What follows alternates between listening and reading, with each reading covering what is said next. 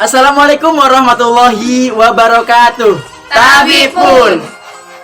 Perkenalkan, kami mahasiswa dari jurusan Pendidikan Guru Madrasah Ibtidaiyah Institut Agama Islam Negeri Metro Lampung. Saya sendiri Ardianto. Saya Dinda Dwi Prastiani. Saya Sukma Inayah. Saya Halimah Roma. Kami dari kelompok 4 kewirausahaan. Tujuan kami di sini akan melakukan sebuah observasi tentang kewirausahaan yang bertempatkan di Desa Kalibening, Kecamatan Pekalongan, Kabupaten Lampung Timur. Ya. Observasi yang akan kami lakukan adalah seputar wirausaha atau sebuah usaha apa ini? Mebel Bambu Bening Jaya. Ya, benar. Mebel Bening. Oke, bagaimana keseruan proses pembuatan ataupun terkait tentang usaha yang digeluti oleh sebuah wirausaha. Oke teman-teman semuanya, untuk mengetahui bagaimana keseruan proses-proses yang berlangsung observasi kali ini, kita ikuti videonya bersama-sama. Let's go.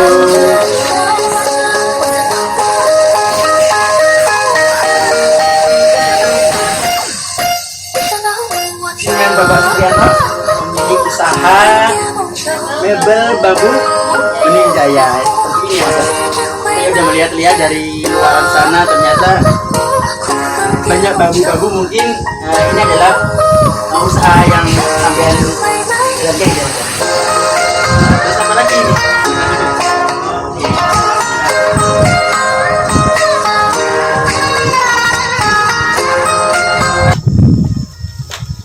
Jadi seperti ini Mas, maksud dan tujuan kedatangan kami dari rumah ke sini untuk mewawancarai terkait usaha yang sampean laksanakan, yang sampean geluti, yaitu usaha mebel bambu ya Mas ya, benar. Nah itu mungkin akan kita ngobrol santai seputar bagaimana proses pembuatannya, sejarahnya, bahkan omsetnya kalau boleh tahu, dan lain-lain sebagainya. Jadi bagaimana Masnya bersedia berkenan? Alhamdulillah.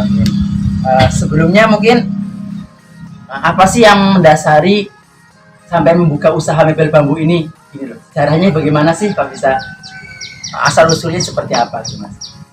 Oh ya, terima kasih. Setelah waktu itu melihat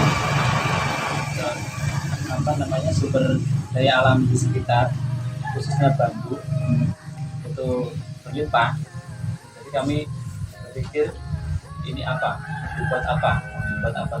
Nah kebetulan waktu itu usaha kami ini usaha turun-temurun, yaitu dari orang tua kami dulu. Oh jadi udah dari yang dulu tuh udah ada gitu Mas ya? Tapi waktu itu baru kursi biasa. Kursi biasa. Terus tahun 2011 atau 2012 waktu itu kami dapat perhatian dari pemerintah Kabupaten Timur, khususnya waktu itu melalui dinas koperasi, untuk kami dikirim ke studi banding ke Jogja. Nah waktu itu pelatihan basiku dan kursi sudut. Oh itu ada pelatihannya Mas? Ya waktu itu ada. Terus kami kembangkan di sini. Tentunya kami tidak bisa sendiri, karena tahun ke tahun bahan itu semakin habis, jadi kita ambil ke luar daerah. Oh gitu, jadi lebih tepatnya emang usaha ini tuh udah ada turun temurunnya gitu ya Mas ya, jadi tinggal melanjutkan mengembangkan usaha yang udah digarap sebelumnya oleh keluarga gitu ya Mas. Mas, untuk bahan ini apa aja yang digunakan itu? Oh, iya. Untuk bahan kursi yang seperti ini kita lihat untuk yang bahan kursi ya tentunya dia bambu. Ini mayoritas bambu semua. Tapi kalau yang seperti ini udah beda. Kalau yang saya duduk ini nanti bentuknya seperti sudut, kursi sudut. Terus jadi beda tipe ya? beda tipe, cara pembuatan juga beda, terus bahannya juga beda. Ini ada variasi dari tali rotan, ikat rotan. Nah ini perlu kalian khusus yang tali rotan ini. Iya, sepertinya ini juga seperti kalian khusus, tapi ini lagi masih ada cara pembuatan, prosesnya dari awal sudah beda. Kalau bambunya ada bambu tersendiri nggak sih atau bambu semua bambu gitu? Sementara kalau dari kami bambu hitam atau juga bambu wuluh. Kalau bambu biasa itu bisa atau tidak Pak? Bisa. Nanti pengaruhnya mungkin dari kalau yang dibuat variasi itu kan bambu yang tali di depan ada bambu tali, ada itu kan warna dasarnya putih.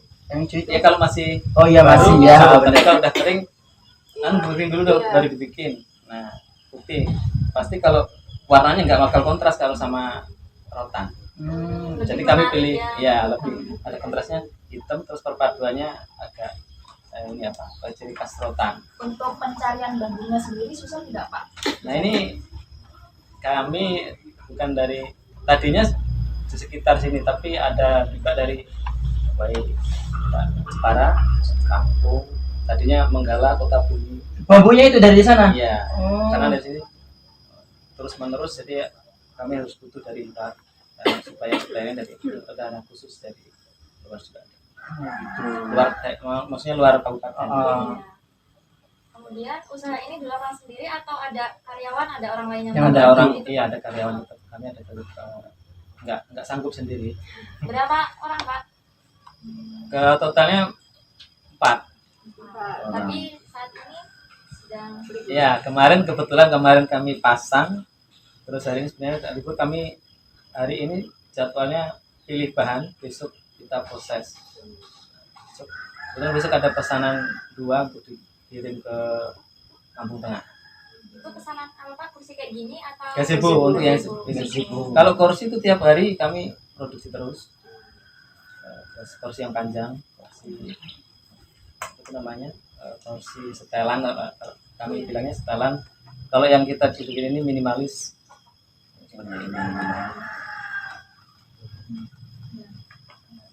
Kendala ini Pak, ada kendala nggak sih yang dialami selama melakukan usaha ini dari awal sampai saat ini gitu, kendala atau pernah tutup atau gimana? Sebenarnya usaha kami tetap ada kendala, terutama di pemasaran. Jadi kami melakukan pemasaran agak sedikit kendala. Ini kalau boleh tahu kendalanya lebih ke susah menjualnya atau bagaimana Pak? Ada bulan-bulan tertentu kan kami tiap hari proses, tiap hari jadi kalau yang harian pasti. Tapi untuk ada bulan-bulan tertentu yang apalagi musim sekarang ini, musim pandemi corona ini berimbas termasuk kami. Jadi terlebih lagi sekarang kan pandeminya Pak ya, mungkin perbedaannya apa Pak? Terasa nggak yang dulu nggak pandemi, dampak pandemi ini ke penjualan ini seperti apa? Ya terasa, pasti pengaruhnya luar biasa. Luar biasa Pak ya. Mungkin dari omsetnya mungkin turun dan lain sebagainya. Iya.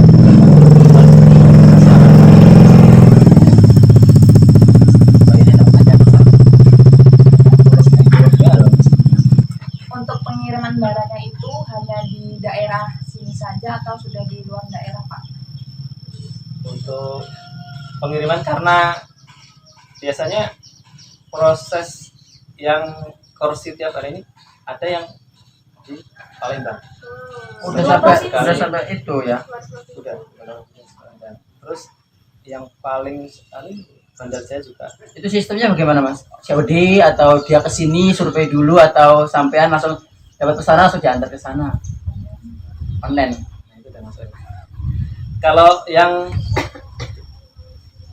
apa itu udah ada yang apa di sana apa namanya itu namanya lapak di sana ada lapak juga supaya ada di sana. Terus yang di Palembang itu ada juga yang online. Pemasarannya ada yang masarin di Palembang, ada yang masarin di Bandar Jaya. Untuk Kayak produksi tapi tetap di satu tempat sini Pak? di sini doang. Produksi mayoritas kalau Dari sini? di Desa Kalibening mayoritas produksi bambu semua. Jadi nggak cuma di sini gitu ya Pak? Ya, untuk kursi Hanya di sini. ya, kalau gazebo di sini juga ada. Biasanya untuk pembuatan gazebo atau perpadan kursi ini membutuhkan berapa lama Pak? Kalau gazebo ukuran kita punya dua tipe gazebo. Yang pertama yaitu gazebo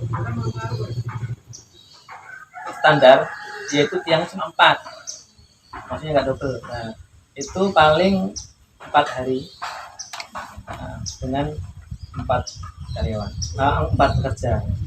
Terus yang double tiang, nah jadi nanti tiangnya double seperti yang di sana itu nanti double, nah jadi bongkar pasang, knockdown. Nah itu 5 sampai 7 hari pengerjaan. Satu gazebo. Lumayan ya.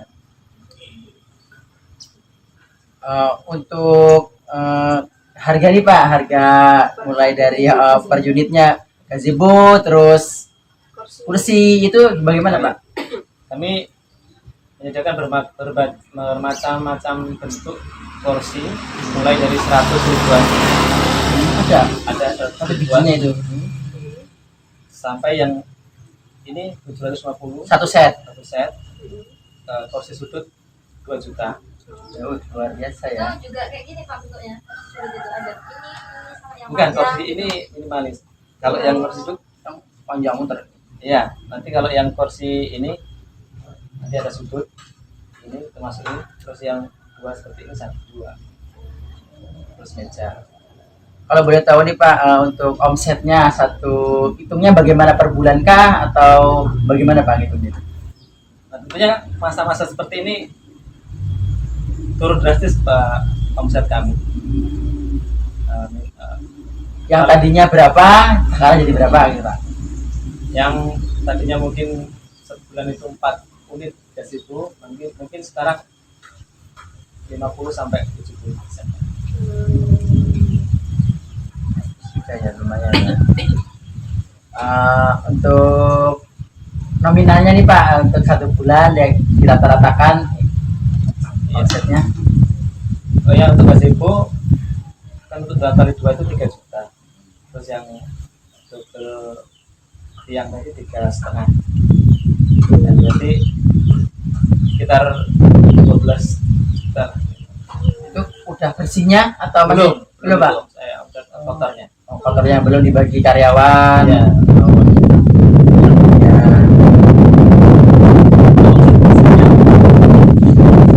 Biayanya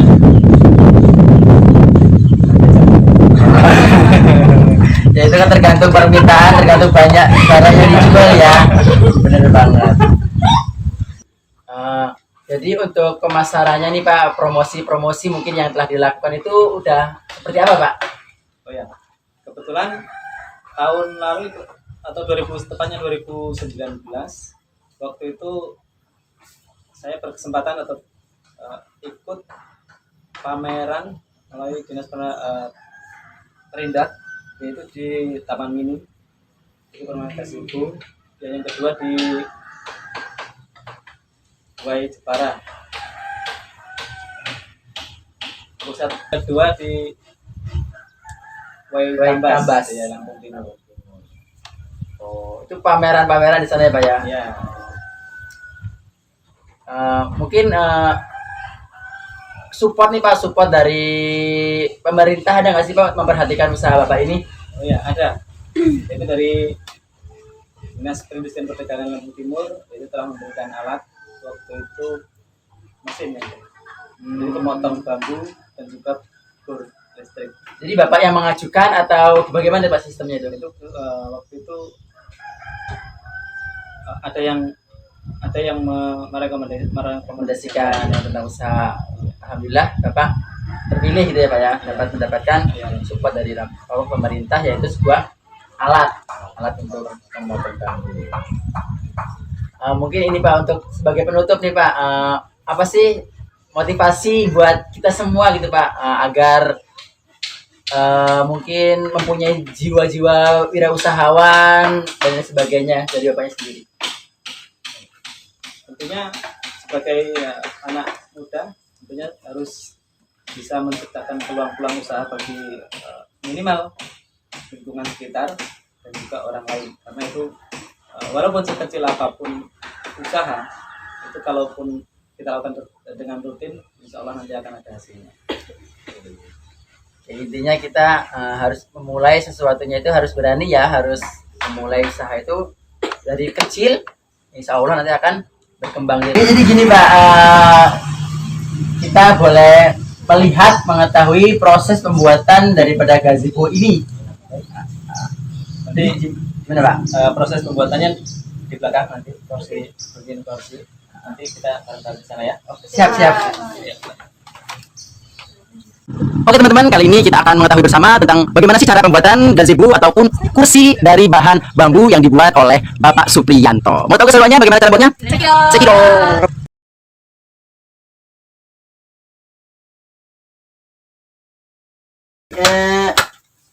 Ini adalah proses pembuatan ya Pak ya, pembuatan. Nah, ini yang setiap hari kami proses, yaitu kursi. Jadi seperti ini prosesnya sedang diproses. Nanti ini tadi tipe 211, ini tipe satunya Yang minimalis. bukan, ini Bukan. setelan. Nah, Oh, ini yang setelan. plus meja ini. Jadi 211 ini yang tipe 1. Nah, jadi yang 2, maksudnya tipe 1 itu duduk untuk orang 1. Nah, 2 itu duduk untuk orang 2 yang gitu. seperti yang tadi. Oh, ya. yang panjang, agak panjang Iya, ya Pak ya. jadi 211 yang duduk untuk orang 21, yang ini orang satunya nanti 2 plus meja. Tadi kan kami Iya. lihat di depan itu ada motifnya. Nah, sedangkan ini polos. Nah, kemudian cara pembuatan yang bermotif itu gimana ya, Pak? Oh iya, ini kebetulan yang pesanan ini polos. Nah, nanti tergantung ada ini yang motif tipe yang ini kebetulan dari keripik. Nah, nanti proses keripik nanti ini kita tempelkan setelah di anu polos, nanti diukur sini nanti. Kuali jo. Kuali meja. Berarti endi? Oh, nah gini Pak, mungkin saya lebih paham Pak. Iya. Gini Pak. Nah, Nanti seperti itu kira-kira. Nanti tinggal motifnya seperti apa gitu, Mas. Baik Pak, ini untuk pembuatan kursi ataupun meja ini membutuhkan berapa bambu Pak? Ini kursi satu set ini membutuhkan kurang lebih 5 sampai 6 bambu.